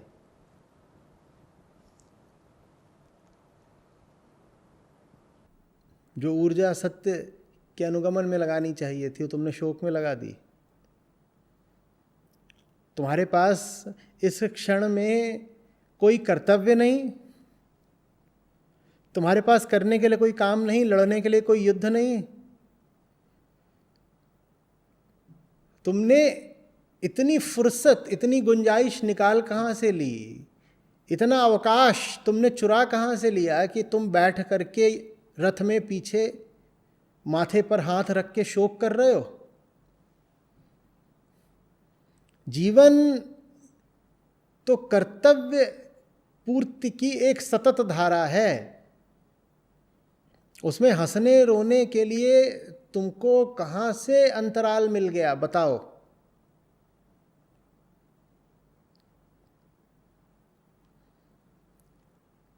शोक की यदि कोई बात हो सकती है तो वो यही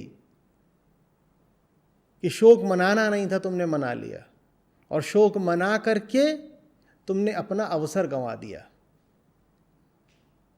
जीवन आपसे अवसर सिर्फ ऐसे ही नहीं छीनता कि आप राग रंग में डूबे रह गए, आमोद प्रमोद में बह गए। बिल्कुल, जीवन जो एक स्वर्णिम अवसर है वो आपसे ऐसे भी छीनता है कि आप भयग्रस्त या शोकग्रस्त रह गए।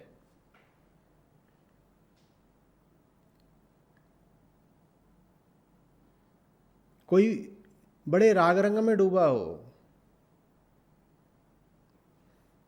और कोई बड़े दुख दर्द में डूबा हो, इन दोनों ही व्यक्तियों में एक बात साझी होगी, ये निष्ठापूर्वक अपनी कर्तव्य पूर्ति तो नहीं ही कर रहे होंगे। एक को मजे से फुर्सत नहीं और दूसरे को आंसुओं से फुर्सत नहीं। एक की हंसी नहीं रुक रही, एक के आंसू नहीं थम रहे।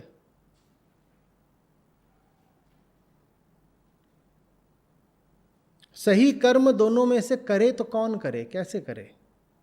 दोनों को ही अपने भाव, अपना चित्त, अपना विश्वास ज्यादा प्यारा है। ज्ञानी लोग शोक नहीं किया करते, ना उनके लिए जो चले गए, ना उनके लिए जो हैं, ना उनके लिए जो आएंगे। जो ज्ञानी है वो भली भांति अपने विषय में ज्ञान रखता है, वो जानता है वो कौन है, वो भली भांति जानता है कि उसके पास ज़रा सा समय है और उस समय का उसे सदुपयोग करना है। उस समय को वो किसी भी अन्य भाव में, अन्य प्रयोजन में नहीं निकाल सकता। सारे उपक्रम उसके लिए व्यर्थ और त्याज्य हो जाते हैं।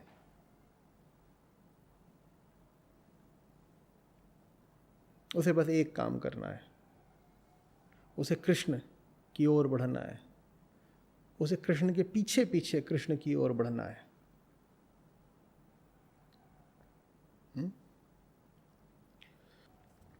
ऐसा नहीं है कि मैं कभी नहीं था और तुम भी नहीं थे, या ये राजा लोग भी नहीं थे, और यह भी नहीं कि इसके अनंतर हम सब लोग नहीं रहेंगे। अर्जुन, रूप रंग वेशभूषाएं बदल रही हैं, वही एक बहुत पुराना खेल है जो चल रहा है। उस खेल के मध्य में तुम हो अर्जुन, उस खेल के एक सिरे पर मैं हूँ अर्जुन, और उसके दूसरे सिरे पर ये सारा संसार है अर्जुन। लगातार चल रहा है खेल। हाँ, समय है, घड़ी की टिक टिक है, हमें ऐसा लगता है कुछ बदल गया। क्या बदल जाता है? चेहरे बदल जाते हैं, अस्त्र शस्त्र बदल जाते हैं, जगहें बदल जाती हैं,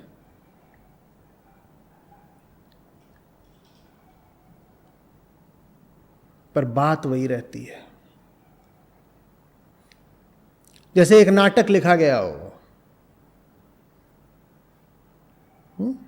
बार बार खेला जाता हो वही नाटक।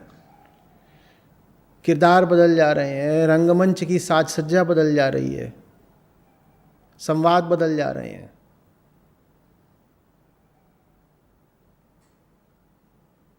पर विषय वस्तु एक ही रह रही है। नाटक का केंद्रीय भाव जैसे कोई दूसरा हो ही नहीं सकता। थीम बदल ही नहीं रही है।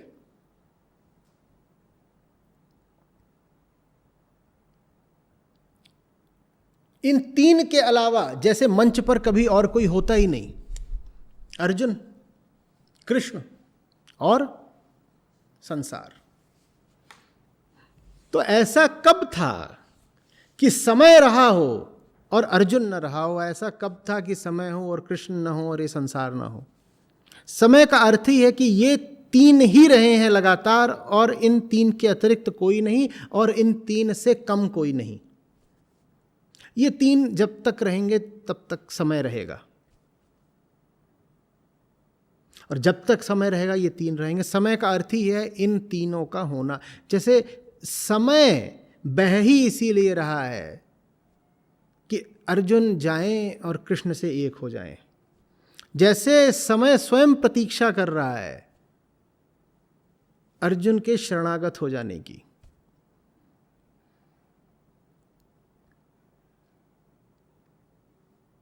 समय चलता ही इसीलिए जा रहा है क्योंकि उसे वहां पहुंचना है जहां अर्जुन झुक गए हैं कृष्ण के सामने।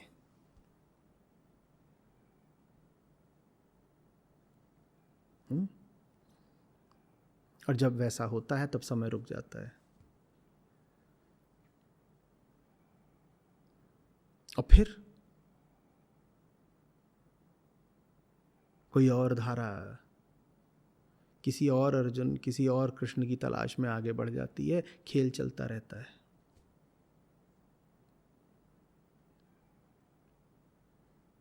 जिस क्षण अर्जुन ध्यानस्थ हो गए कृष्ण के समक्ष, अर्जुन के लिए समय रुक गया। कृष्ण के विराट रूप का अर्थ समझिए। विराट रूप का अर्थ यही नहीं है कि कृष्ण ने कौरवों को खा लिया, कि पूरी सेना कृष्ण में समाती जा रही है कौरवों की और राख होती जा रही है। विराट रूप का अर्थ है कृष्ण ने काल को ही खा लिया। समय रुक गया है उस समय। वो क्षण जैसे अंतिम है। अंतिम इसलिए क्योंकि उसके बाद अर्जुन की तलाश मिट गई। जब तक खोज है तब तक समय है, उसके बाद घड़ी अपनी ओर से चलती रहेगी। घड़ी तो एक यंत्र है, घड़ी के चलने से समय नहीं चलता रहता। आप भी एक ऐसी स्थिति में आ सकते हैं जहां घड़ी तो चलेगी लेकिन आपके लिए समय रुक गया होगा। अब आपकी तलाश मिट गई, समय अब आपके लिए चल नहीं रहा आगे। 8 बजता है, 10 बजते हैं, 11 बजते हैं, 2 बजते हैं, 4 बजते हैं, ये सब बज रहा है, लेकिन समय का आगे बढ़ते रहना अब आपके लिए अर्थहीन हो गया है। समय की सार्थकता ही तब तक है जब तक आपकी यात्रा बची हुई है।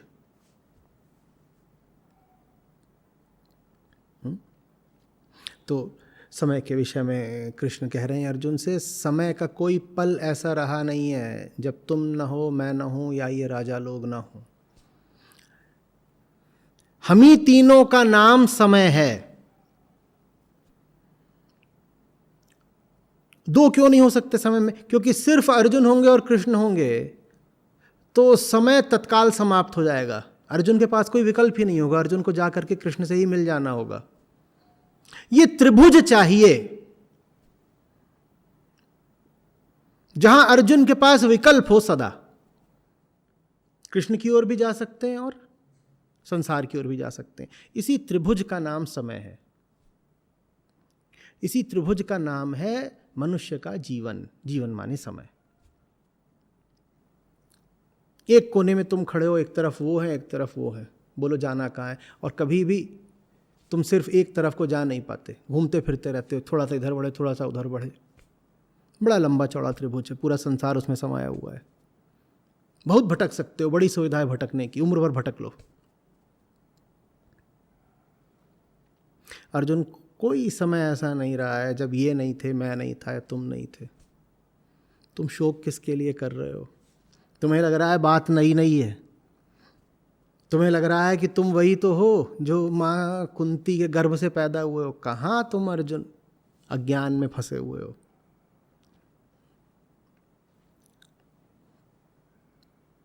तुम्हारा एक संस्करण पैदा हुआ है।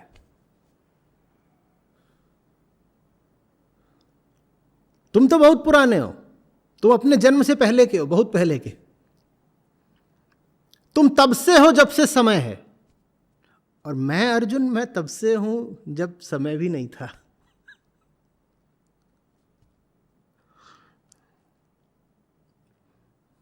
ये राजा लोग भी तभी से हैं जब से समय है। यहां कुछ नया नहीं है, यहां बस रूप बदलते हैं, नया कभी कुछ होता नहीं। कहानी बहुत पुरानी है लेकिन लगती हमेशा अनूठी, एकदम नई नई, ताजी ताजी। हर बच्चा यही सोचता है, अभी अभी आया हूं, जन्मदिन मनाता है, और हर मौत पर हमको यही लगता है कुछ मिट गया, अंत आ गया। कभी कहां अंत होता है। जो अंत मना रहे हैं, अगर अभी वो खड़े हैं किसी का अंत मनाने के लिए, तो अंत अभी आया कहां, चल ही तो रहा है खेल।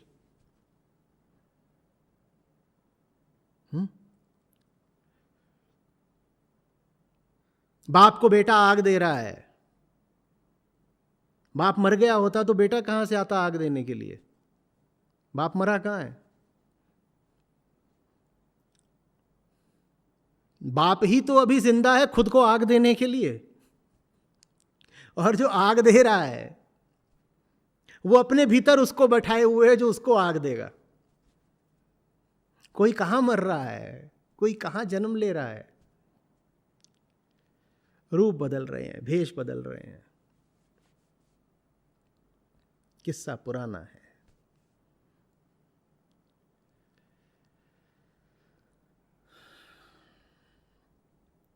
पता नहीं अर्जुन को बात समझ में आ गई है या नहीं, नहीं आई है। अभी तो 17 अध्याय बाकी हैं।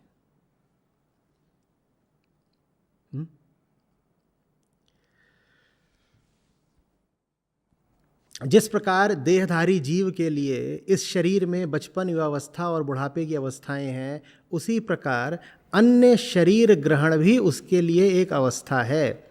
उसमें ज्ञानी व्यक्ति मोह को प्राप्त नहीं होते। इतना तो दिखता है ना अर्जुन कि एक व्यक्ति निरंतर अपने रूप बदलता रहता है, तब क्यों नहीं रोते हो अर्जुन? बोलो, परिवर्तन अगर इतना ही बुरा है तो बाल अर्जुन कहां गया, उसके लिए क्यों नहीं रोए? क्यों नहीं कहा कि उसकी मृत्यु हो गई? तब तो तुम्हारी स्थूल आंखों को दिख जाता है कि मरा नहीं है, बस परिवर्तित हो गया है। तो क्या शोक मनाए? मुझे दिखाओ बाल अर्जुन कहां है, कहां है? बोलो कहां है, खोज के लाओ कहां है। एक दिन उसका जन्म हुआ था, आज वो कहां है, खोज के लाओ उसको। बाल अर्जुन कहां है? और अगर नहीं मिल रहा तो शोक क्यों नहीं कर रहे? अरे मर गया, मिल ही नहीं रहा, शोक क्यों नहीं किया?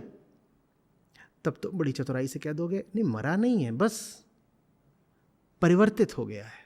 तब तो कह दोगे परिवर्तित हो। और वहां बात स्थूल थी, दिख गई, यहां बात सूक्ष्म दिख नहीं रही। यहां भी कोई मरता नहीं, बस परिवर्तित होते रहते हैं। परिवर्तित ना हो रहे होते तो सब एक जैसे क्यों होते?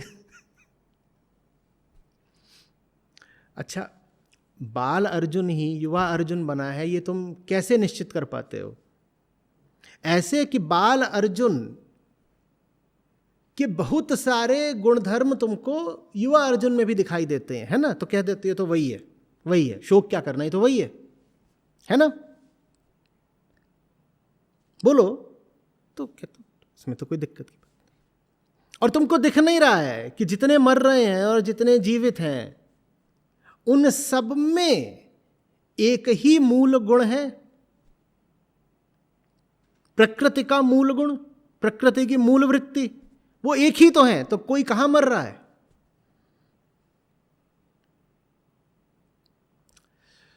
तुम छोटे हो, तुम्हारा कुछ नाम है, तुम्हारा छोटा नाम, छोटे हो तुम्हारा नाम राघव है, ठीक? और तुम्हारा एक चेहरा है, ठीक है? और उस चेहरे में सदा कुछ भाव रहता है, और जो भाव हैं वो 5 ही 6 प्रकार के रहते हैं। कौन से 5-6 प्रकार के? काम, क्रोध, मद, मोह, लोभ इत्यादि, यही सब रहते हैं। फिर तुम बड़े होते हो और तुम्हारा नाम तब भी राघव रहता है और तुम्हारे चेहरे पर भी वही भावभंगिमा रहती है, इसीलिए कोई शोक नहीं करता।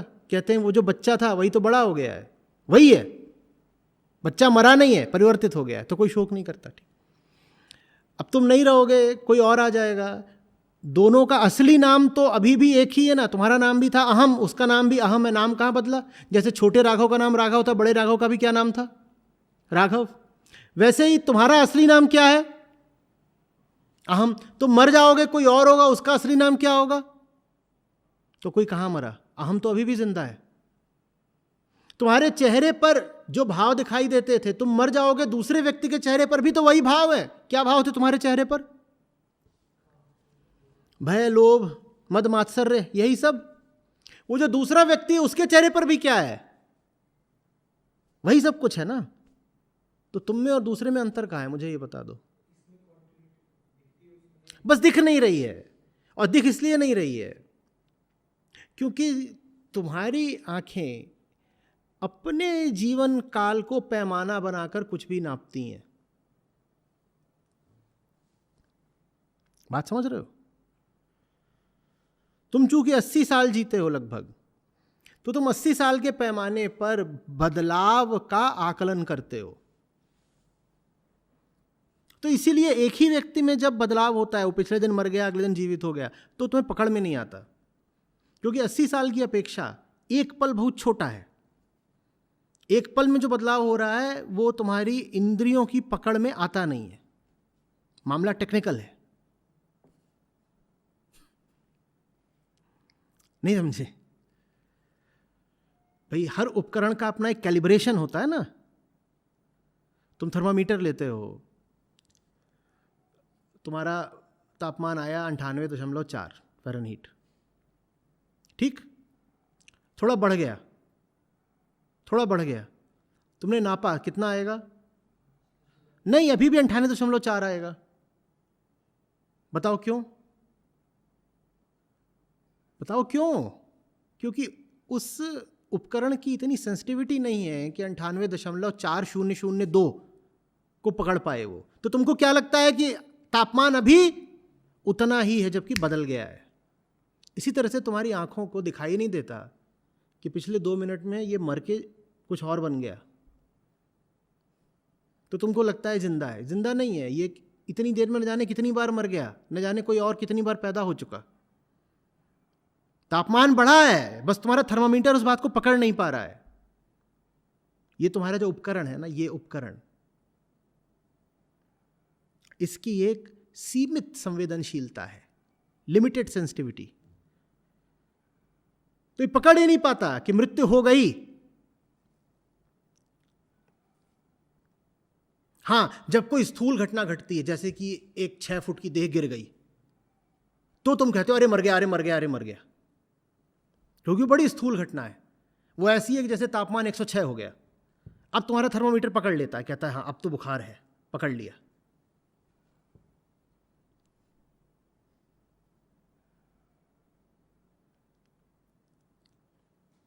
समझ में आ रही है बात? परिवर्तन तो लगातार हो ही रहा है, और एक व्यक्ति और दूसरे व्यक्ति में लगभग उतना ही अंतर है जितना कि बाल अर्जुन और युवा अर्जुन में।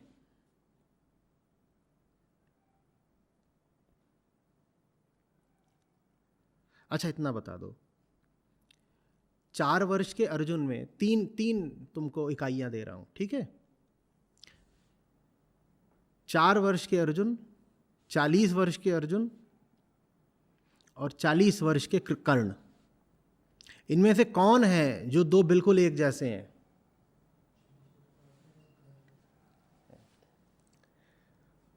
है ना?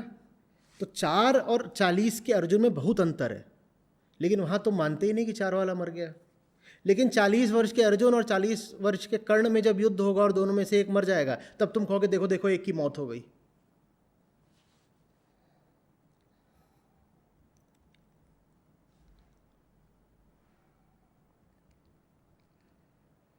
जिसको हम निरंतरता कहते हैं, कॉन्टिन्यूटी, वो बहुत बड़ा भ्रम है। वो स्मृति का खेल है, वो स्मृति की सीमाओं का खेल है। कुछ भी निरंतर यहाँ है नहीं, सब लगातार एक प्रवाह में है, सब बदल रहा है। बस सोच तुमको ऐसा भ्रम दे देती है कि चीज़ें वैसी ही हैं जैसी कल थीं।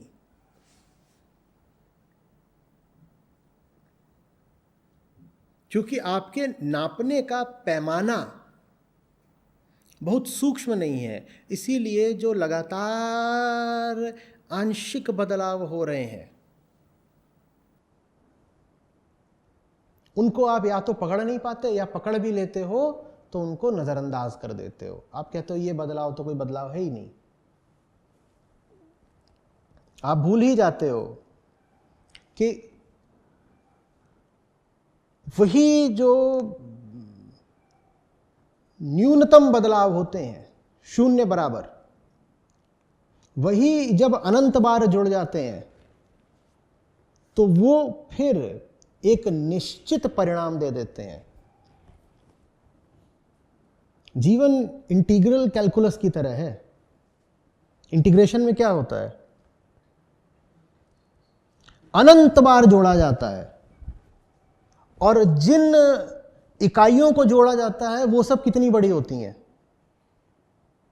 Tending to zero. चूंकि वो टेंडिंग टू जीरो होती हैं, इसीलिए वो कितनी ज्यादा होती हैं? वो इनफाइनाइट होती हैं। और ये बड़ी मजेदार बात है कि अनंत बार अगर तुम शून्य को जोड़ देते हो तो उससे एक निश्चित परिणाम सामने आ जाता है।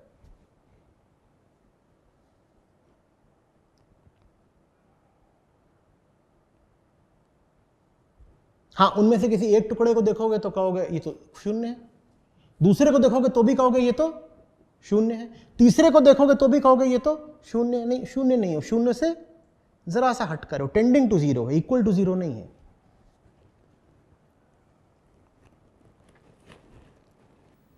इसी तरीके से परिवर्तन होता है जीवन में, टेंडिंग टू जीरो, लेकिन वो जब अनंत बार जुड़ता है तो उसका एक निश्चित परिणाम आ जाता है।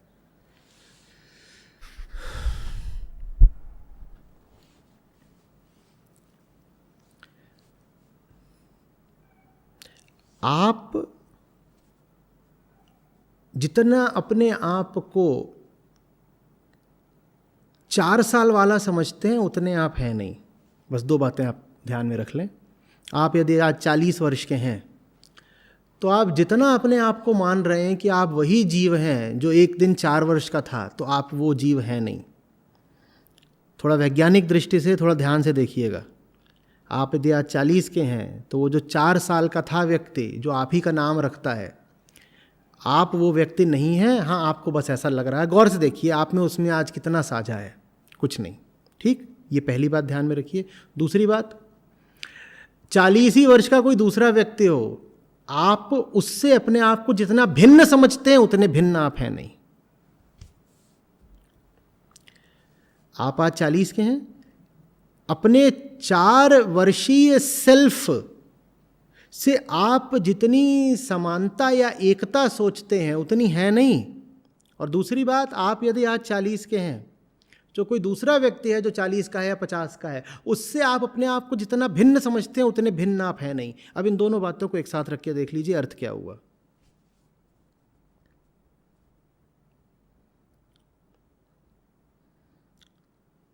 आप अपने अतीत जैसे बहुत कम हैं, और दूसरे जो आपको आपसे बहुत भिन्न लगते हैं वो बहुत ज्यादा आपके जैसे हैं। आप अपने अतीत जैसे बहुत कम हैं और आप दूसरों जैसे बहुत ज्यादा हैं।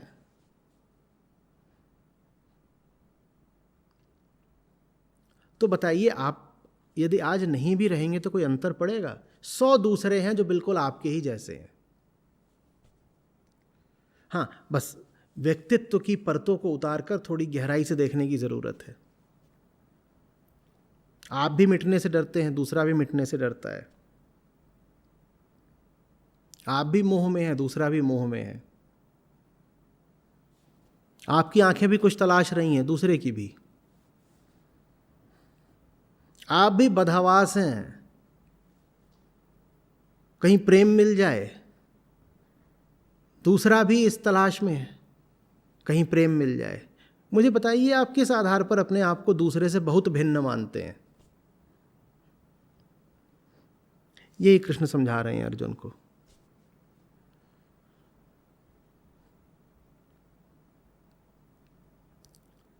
जिस प्रकार देहधारी जीव के लिए बचपन की अवस्था और बुढ़ापे की अवस्थाएं हैं, जैसे वहाँ परिवर्तन होता रहता है ना, इसी प्रकार अन्य शरीर ग्रहण भी उसके लिए एक अवस्था है।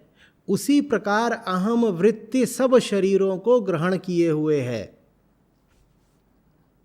जैसे वहाँ ये मान लेते हो कि जो मूल है मिटा नहीं, बस अवस्था परिवर्तन हुआ, इसी तरीके से जब दूसरे व्यक्तियों को भी देखो तो वहाँ यही मानो कि वो दूसरे व्यक्ति नहीं है, बस दूसरी अवस्थाएं हैं। वृत्ति एक ही है, वो कभी मेरी अवस्था लेके प्रकट हुई है, कभी उसकी अवस्था में प्रकट हुई है। वृत्ति एक ही है, एक ही वृत्ति है जो कभी इस नाम की अवस्था में प्रकट है, कभी उस नाम की अवस्था में प्रकट है, कभी इस लिंग में प्रकट है, कभी उस प्रजाति में प्रकट है, कभी बूढ़े में, कभी बच्चे में। एक ही है, एक ही वृत्ति है जो सब में प्रकट हो रही है।